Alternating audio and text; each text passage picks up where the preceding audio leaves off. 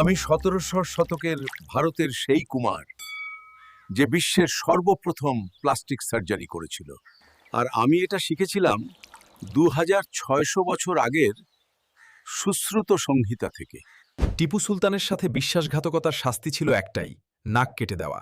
কাওয়াসজি নামের এই লোকটির সাথেও তাই হয়েছিল।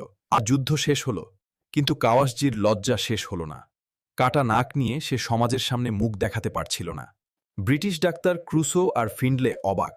তাদের ডাক্তারি বিদ্যায় কাটা নাক জোড়া লাগানোর কোনো মন্ত্র ছিল না। তখন ডাক পড়ল আমার। আমি কোনো ডাক্তার নই, কুমার। প্রথমে মোম দিয়ে নাকের মাপ নিলাম, কপাল থেকে চামড়া কাটলাম, কিন্তু পুরোপুরি আলাদা করলাম না। রক্তের সংযোগ রেখে সেটাকে ঘুরিয়ে নাকের ওপর বসালাম।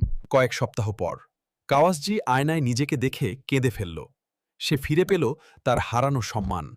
১৭৯৪ সালে লন্ডনের ম্যাগাজিনে আমার এই কাজ ছাপা হলো। সারা বিশ্ব জানল ইন্ডিয়ান মেথড অফ রাইনোপ্লাস্টির কথা। আমার এই টেকনিক দেখেই ২০ বছর পর ডক্টর কার্পু ইউরোপে প্রথম নাক অপারেশন করেন। আজকের ডাক্তাররা আমাকে বা কাওয়াসজিকে মনে রাখেনি, কিন্তু মনে রাখবেন এই বিদ্যার আসল জনক ভারতের মহর্ষি সুশ্রুত।